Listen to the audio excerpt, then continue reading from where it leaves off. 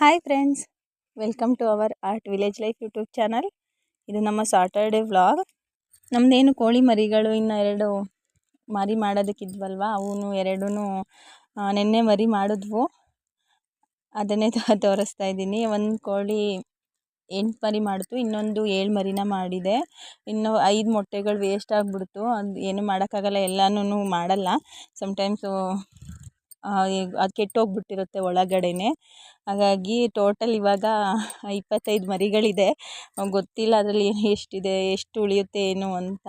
ಈಗೆಲ್ಲ ಒಂದೇ ನಮ್ಮದೇನು ಕೊಟ್ಟಿಗೆ ಇದೆ, ಫುಲ್ ಎಲ್ಲ ಮರಿಗಳನ್ನು ಅಲ್ಲೇ ಬಿಟ್ಟು ಅಲ್ಲಿಗೇ ನಾವು ಫುಡ್ನ ಹಾಕ್ತಾಯಿದ್ದೀವಿ.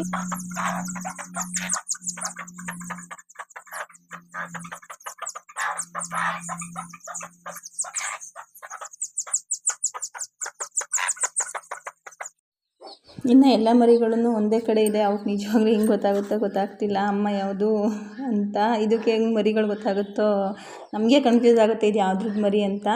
ಇನ್ನು ಅದಕ್ಕೆ ಫುಡ್ ಬಂದುಬಿಟ್ಟು ರಾಗಿನ ಹಾಕ್ತಿದ್ದೀವಿ. ಇದು ಇವಾಗ ಮರಿ ಮಾಡಿರೋದಲ್ವ, ಇದೂ ಸಹ ರಾಗಿನ ಚೆನ್ನಾಗಿಯೇ ತಿಂತಾ ಇದೆ. ಸ್ವಲ್ಪ ಚಿಕ್ಕದಾಗಿದ್ದಾಗ ಚಿಕ್ಕದು ಮೇವನ್ನ ಹಾಕಿದ್ರೆ ಅವಕ್ಕೂ ಚೆನ್ನಾಗಿ ಡೈಜೆಷನ್ ಆಗುತ್ತೆ. ಹಾಗಾಗಿ ಚೆನ್ನಾಗಿಯೇ ತಿನ್ನುತ್ತೆ ಮತ್ತು ಬೇಗ ಡೆವಲಪ್ ಆಗುತ್ತೆ ರಾಗಿ ಭತ್ತ ಎಲ್ಲ ಫುಡ್ನ ಹಾಕಿದ್ರೆ. ಹಾಗಾಗಿ ಇನ್ನು ರಾಗಿನೇ ಇದೆಯಲ್ವ, ಹಾಗಾಗಿ ಜೋಳ ಎಲ್ಲ ಪೌಡ್ರ್ ಮಾಡಿಸಿ ಹಾಕಿಲ್ಲ ನೋಡಿ. ಎಲ್ಲನೂ ಅದ್ರಮ್ಮನ ಜೊತೆ ಇದರಮ್ಮನ ಜೊತೆ ಎಲ್ಲ ತಿಂತಾ ಇದೆ. ಇನ್ನು ಬೆಳಗ್ಗೆ ಎಲ್ಲ ಫುಡ್ ಹಾಕ್ಬಿಟ್ಟು ಸಾಂಬಾರು ಮಾಡೋಣ ಅಂತ ತೊಂಡೆಬೀಳು ಹತ್ರ ಹೋಗಿದ್ದೆ, ತೊಂಡೆಕಾಯಿ ಕುಯ್ಯೋಣ ಅಂತ. ಅಲ್ಲಿ ಒಂದು ಹಾವು ಪೊರೆನ ಉಜ್ಜಿಬಿಟ್ಟು ಹೋಗ್ಬಿಟ್ಟಿತ್ತು. ನಿಜ ಸಖತ್ ಭಯ ಆಗೋಯಿತು. ಇದು ತೊಂಡೆಕಾಯಿನೂ ಬೇಡ ಏನೂ ಬೇಡ ಅಂತ ಹಾಗೆ ಬಂದುಬಿಟ್ಟೆ. ಅದೇನೇ ಹಾವು ಪೊರೆ ಉಜ್ಜಿರೋದು. ನನಗಂತೂ ಹಾವು ಅಂದರೆ ಸಿಕ್ಕಾಪಟ್ಟೆ ಭಯ. ಅದು ಎಂಥದೇ ಹಾವಾಗಿರ್ಬೋದು. ಅದು ಇನ್ನೇನು ಕೆರೆ ಹಾವೆಲ್ಲ ಇರುತ್ತಲ್ವ, ಅದೆಲ್ಲ ಏನು ಅಷ್ಟೊಂದು ಪಾಯ್ಸನ್ ಇರೋಲ್ಲ. ಬಟ್ ನನಗೆ ಒಟ್ಟು ಅದನ್ನು ನೋಡಿದ್ರೂ ಸಿಕ್ಕಾಪಟ್ಟೆ ಭಯ ಆಗುತ್ತೆ. ನನಗದು ಪೊರೆ ನೋಡಿನೇ ಭಯ ಆಗೋಗ್ಬಿಡ್ತು. ಹಾಗಾಗಿ ತೊಂಡೆಕಾಯಿನೂ ಬೇಡ ಏನೂ ಬೇಡ ಅಂತ ಹಾಗೆ ಬಂದುಬಿಟ್ಟೆ. ಅದು ಮರದ ಮೇಲೆ ಉಜ್ಜಿಬಿಟ್ಟಿದೆ, ನೋಡೋದಕ್ಕೇ ಭಯ ಆಗೋ ಥರ. ಇನ್ನು ನಾರ್ಮಲಾಗಿ ನಮ್ಮದು ಜೋಳ ಬಂದಿದೆಯಲ್ವ, ಅದನ್ನು ಏನು ಮೇಲ್ಗಡೆ ಏನಿರುತ್ತೆ ಜೋಳ, ಅದನ್ನು ವೇಸ್ಟ್ ಮಾಡಲ್ಲ. ಈ ಥರ ಎಲ್ಲ ಕಡಿದ್ಬಿಟ್ಟು ನಮ್ಮದು ಹಸು ಮತ್ತು ಕರುಗೆಲ್ಲ ಹಾಕ್ತೀವಿ. ಇನ್ನು ಇವತ್ತು ಸ್ವಲ್ಪ ಅಡಿಕೆ ಎಲ್ಲ ಕುಯ್ಯೋದಕ್ಕೆ ಬಂದಿದ್ದರು. ಹಾಗಾಗಿ ಅಲ್ಲಿ ಅಡಿಕೆ ತೋಟದ ಹತ್ರ ಹೋಗಿದ್ವಿ. ಅದೆಲ್ಲ ನಮ್ಮದು ಮೂಟೆ ಎಷ್ಟು ಒಂದು 4 ಕ್ವಿಂಟಲ್ ಏನೋ ಆಯಿತು ಅಂತ ಹೇಳ್ತಿದ್ರು.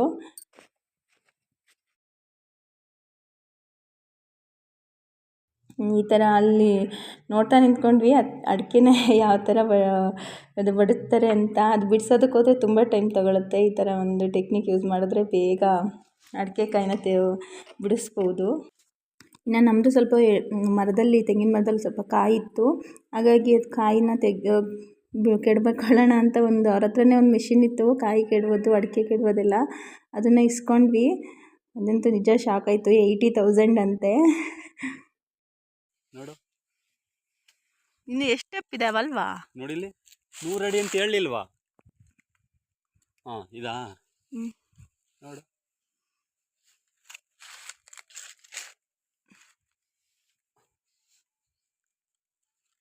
ನಾನು ಸ್ವಲ್ಪ ಹೇಳ್ಕೊಂತೀನಿ.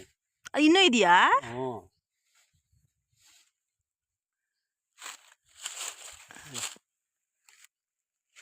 ನೋಡು, ನಾವು ಎಲ್ಲಿಗೆ ನಿಂತ್ಕೊಂತೀವಿ ಅಲ್ಲಿಗೆ ಬರುತ್ತಾ. ಆದರೆ ಇದು ಹಗ್ರ ಇದೆಯಾ? ಏನಿಲ್ಲ, ಹಗ್ರ ಇದೆ ನಮ್ಮ ಗಣಿಗಿಂತ. ನಮ್ಮದು ಬಿದ್ರು ಗಣೆಗಿಂತ ಇದರಲ್ಲೇ ಕಡಿಮೆ ರೇಟ್ ಸಿಗಲ್ವಾ? ಕಡಿಮೆ ರೇಟಿನೂ ಸಿಗಲ್ವಾ? ಕಡಿಮೆ ಅಂದರೆ 80,000. ಕಡಿಮೆ ಅಂದರೆ 80,000. ನಾವೆಲ್ಲ ಮನೆಗೆ ತಂದು ಇಟ್ಕೊಳಕ್ಕಾಗಲ್ಲ.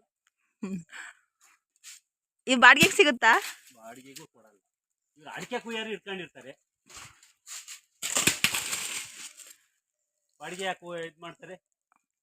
ಈಗ ಅಡಿಕೆ ಕುಯ್ದಾದ್ಮೇಲೆ ಅದು ಸೀಸನ್ ಮುಗ್ದಾದ್ಮೇಲೆ ಸುಮ್ಮನೆ ವೇಸ್ಟ್ ಆಗುತ್ತಲ್ಲ, ಅವಾಗ ಬಾಡಿಗೆ ಕೊಡ್ಬೋದಲ್ಲ. ಬಾಡಿಗೆ ಯಾರಿಗೆ ಕೊಡ್ತಾರೆ? ಎಳ್ನೀರು ಕೆಡೋಕ್ಕಿಂತ ತಗೊಬರ್ತೀಯ? ಗಣೇಲಿ ಕೆಡೋಕ್ಕಿಂತ ಈಜಿಲ್ ಕೆಡೋದು. ಮರಕತ್ ಕೆಡವೋದೇ ಈಸಿನಾ? ಬಂದರಲ್ಲಿ ಒಂದು ಒಳ್ಳೆ ಎಳ್ನೀರು ಕೆಡವಿ ನೋಡೋಣ.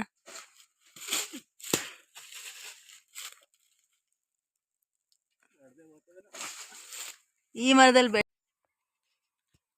ಇದಲ್ಲ ಹೆಂಗ್ ಮಾಡೋದು? ಅದಾಗೆ ಬೀಳುತ್ತೆ. ಅದು ಲಾಕ್ ಮಾಡೋದು. ಹಾಂ 80,000 ರೂಪಾಯಿ ಗಣೆ. ನಂಬಕ್ಕೆ ಆಗ್ತಿಲ್ಲ ನಂಗಂತೂ. ಇದರಲ್ಲಿ ಏನಿದೆ ಅಂತ 80,000 ರೂಪಾಯಿ. ಅಯ್ಯೋ ನಿನ್ನ ಏನಿಲ್ಲ ಏನಿಲ್ಲ ಏನಿಲ್ಲ ನೋಡ ಇಲ್ಲಿಗೆ ಬಂತ. ಇದು ಬೇಡ ಇದು ಬೇಡ ಹಿಂಗೆ ಮಾಡಿದ್ವಾ? ಎಷ್ಟುದ್ದ ಇರ್ಬೋದು ಒಂದು ಸ್ಟೆಪ್? 100 ಅಡಿ. ಒಂದು ಸ್ಟೆಪ್ಪು ಅಲ್ಲ, ಒಂದು ಸ್ಟೆಪ್ ಎಷ್ಟಿದೆ? 10 ಇರ್ಬೋದೇನೋ ನೋಡು. ಹಾಂ ಇದಾಯ್ತಾ? ಕಾಯ ಆಯ್ತು.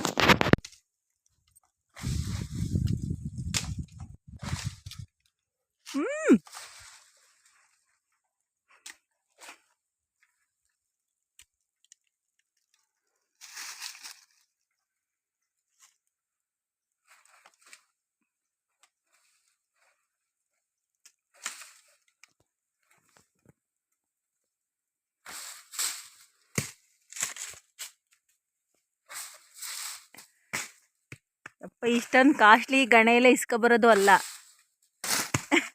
ಸುಮ್ಮನೆ ದಂಡ ಕಟ್ಟಕ್ಕಾದ್ರೆ ಕಷ್ಟ. ಫಸ್ಟ್ ಹೋಗಿ ಫೋಲ್ಡ್ ಮಾಡಿ ಕೊಟ್ಟು ಬನ್ನಿ. ಕಾಯಿ ಇಲ್ಲದೆ ಇದ್ರೂ ಪರವಾಗಿಲ್ಲ, ಬೇಕಾದ್ರೆ ಏನು ಮಾಡ್ತೀರೋ? ಇಲ್ಲ ಕೊಡಲೇಬೇಕು ಅಂದರೆ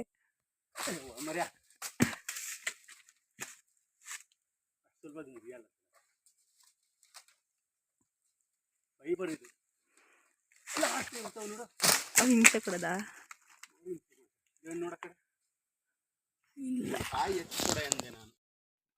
ಅದು ನೋಡಿ ಎಷ್ಟು ಚಿಕ್ಕದಾಯ್ತು, ಎಷ್ಟು ಉದ್ದ ಇತ್ತು. ಅದೇನೋ 80,000ದಂತೆ, 80 ಅಡಿ ಏನೋ ಇದೆಯಂತೆ. ಅದು ನಿಜವಾಗ್ಲೂ ಕ್ಯಾರಿ ಮಾಡೋದಕ್ಕೂ ತುಂಬ ಈಸಿ ಇದೆ, ಆದರೆ ಚಿಕ್ಕದಾಗಿರೋದಕ್ಕೆಲ್ಲ ಆಗಲ್ಲ. ನಮಗೆಲ್ಲ ಇಷ್ಟಿಷ್ಟೇನೆ ಕಡಿಮೆ ಕಡಿಮೆ ಮರಗಳಿಗೆಲ್ಲ ಅದು ಅಷ್ಟೊಂದು ಇನ್ವೆಸ್ಟ್ ಮಾಡಿದ್ರೆ ನಿಜ ವೇಸ್ಟ್ ಆಗಿಬಿಡುತ್ತೆ ಅದು. ನಾವು ಅಲ್ಲಿಂದ ಬರ್ತಾ ಒಂದು 4 ಎಳ್ನೀರನ್ನ ತೊಗೊಂಡು ಬಂದ್ವಿ, ಎಲ್ಲರೂ ಕುಡಿಯೋಣ ಅಂತ. ಚಳಿಗಾಲ ಸ್ಟಾರ್ಟ್ ಆಗೋಯ್ತು. ಸೊ ಬಾಡಿ ಎಲ್ಲ ಸ್ವಲ್ಪ ಡ್ರೈ ಅನ್ನೋ ಥರ ಅನಿಸುತ್ತೆ. ಇನ್ನು ಮತ್ತು ತುಂಬ ಬಿಸಿಲು, ಬಾಡಿನೂ ಡಿಹೈಡ್ರೇಷನ್ ಆಗುತ್ತೆ ಫುಲ್ ಡ್ರೈ ಆಗಿಬಿಟ್ಟು. ಅದಕ್ಕೋಸ್ಕರ ಈ ವೆದರಿಗೆ ನಿಜವಾಗ್ಲೂ ಎಳ್ನೀರು ಒಂದು ಬೆಸ್ಟ್ ಕೂಲ್ ಡ್ರಿಂಕ್ಸ್ ಅಂತಲೇ ಹೇಳ್ಬೋದು. ನಾವು ಯಾವುದ್ಯಾವುದೋ ಅಂಗಡಿಯಿಂದ ತೊಗೊಂಡು ಬಂದು ಎನರ್ಜಿ ಡ್ರಿಂಕ್, ಕೂಲ್ ಡ್ರಿಂಕ್ಸ್ ಅಂತ ಕುಡಿತೀವಿ. ನಿಜವಾಗ್ಲೂ ಅದಕ್ಕಿಂತ ಅದು ಬಾಡಿಗೆ ಎಷ್ಟು ಎಫೆಕ್ಟು, ಮತ್ತು ಅದ್ರಲ್ಲಿ ಕೆಮಿಕಲ್ ಇದ್ದೇ ಇರುತ್ತೆ. ನಿಜವಾಗ್ಲೂ ಯಾವುದೇ ಥರ ಕೆಮಿಕಲ್ ಇಲ್ದೇ ಟೇಸ್ಟಿಯಾಗಿ ಮತ್ತು ಹೆಲ್ದಿಯಾಗಿ ಇರುವಂಥ ಒಂದು ಒಳ್ಳೆ ಕೂಲ್ ಡ್ರಿಂಕ್ಸ್ ಅಂದರೆ ಅದು ಎಳ್ನೀರು.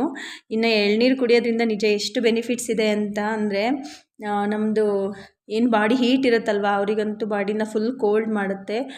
ಮತ್ತು ಯಾರಿಗೆ ಸ್ವಲ್ಪ ಪಿತ್ತ ಎಲ್ಲ ಜಾಸ್ತಿ ಇರುತ್ತೆ, ಯಾರು ಪಿತ್ತ ಅದ್ರದ್ದು ರಿಲೇಟೆಡ್ ಏನೇನೋ ಡಿಸೀಸಸ್ ಇರುತ್ತೆ, ಅದನ್ನೆಲ್ಲ ಕಡಿಮೆ ಮಾಡುತ್ತೆ ಎಳ್ನೀರು.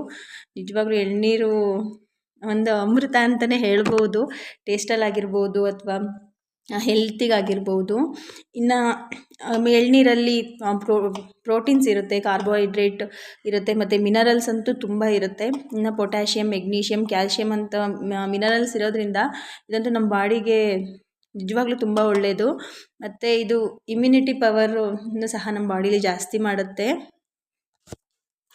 ನಮ್ಮದು ಇನ್ನು ಬಾಡಿ ಟೆಂಪ್ರೇಚರ್ನ ಬ್ಯಾಲೆನ್ಸ್ ಮಾಡೋದಕ್ಕಂತೂ ಎಳ್ನೀರು ನಿಜವಾಗ್ಲೂ ತುಂಬ ಒಳ್ಳೆಯದು. ಇನ್ನು ನಾವು ಏನಾದರೂ ಅಂದರೆ ಸ್ಕಿನ್ ಡಿಸೀಸಸ್ ಇದ್ದರೆ ಅಥವಾ ಬಾಡಿ ಸಣ್ಣ ಟ್ಯಾನ್ ಆಗ್ತಿದ್ರೆ, ನಾವು ಹೊರಗಡೆ ಏನಾದರೂ ಮಾಡ್ಕೊಳ್ಳೋದಕ್ಕಿಂತ ನಿಜವಾಗ್ಲೂ ಎಳ್ನೀರನ್ನ ಕುಡಿದ್ರೆ ಆಟೋಮೆಟಿಕ್ಕಾಗಿ ಅದೇ ಸ್ಕಿನ್ ಮಾಯ್ಶ್ಚರೈಸ್ ಮಾಡಿ ಸ್ಕಿನ್ ಟ್ಯಾನ್ ಆಗೋದನ್ನು ಕಂಟ್ರೋಲ್ ಮಾಡುತ್ತೆ.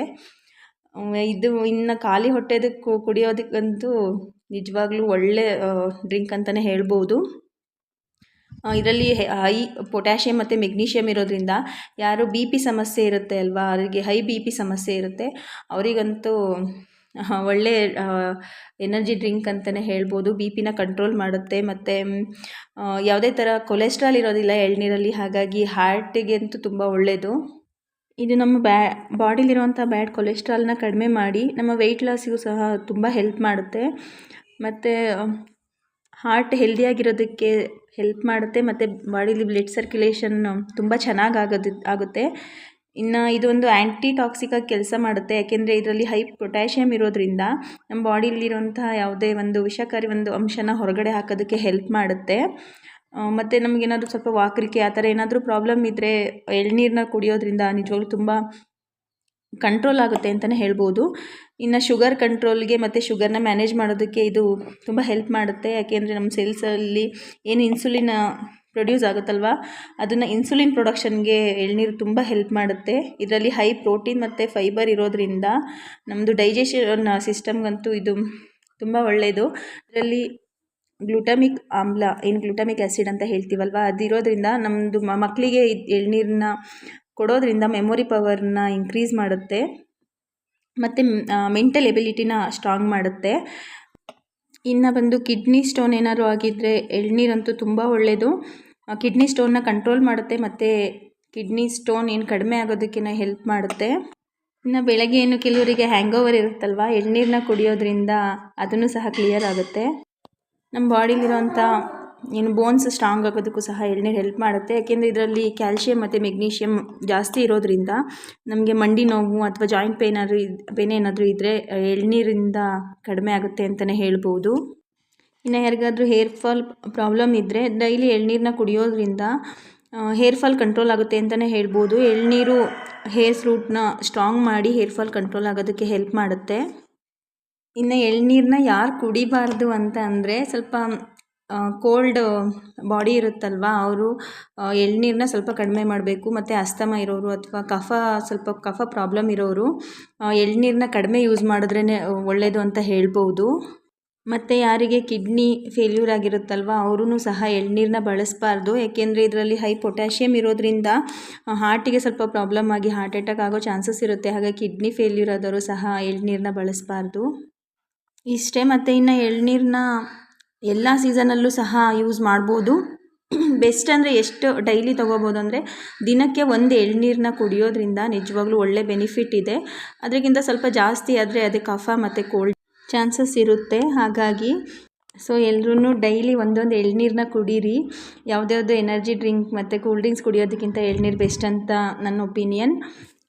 ನೀವು ಎಳ್ನೀರನ್ನ ಡೈಲಿ ಕುಡಿಯೋದ್ರಿಂದ ನಿಜವಾಗ್ಲೂ ರೈತರಿಗೂ ಸಹ ಹೆಲ್ಪ್ ಮಾಡಿದಾಗುತ್ತೆ. ಅವರಿಗೂ ಒಂದು ಏನು ಎಳ್ನೀರು ಅಥವಾ ತೆಂಗಿನ ಗಿಡಗಳನ್ನ ಬೆಳೆಯೋದಕ್ಕೆ ಒಂದು ಬೂಸ್ಟ್ ಸಿಕ್ಕಿದಾಗುತ್ತೆ. ಹಾಗಾಗಿ ನಮ್ಮ ವಿಡಿಯೋ ನಿಮಗೆ ಇಷ್ಟ ಆಗಿದ್ರೆ ದಯವಿಟ್ಟು ಲೈಕ್ ಮಾಡಿ, ಶೇರ್ ಮಾಡಿ, ಸಬ್ಸ್ಕ್ರೈಬ್ ಮಾಡಿ. Thank you.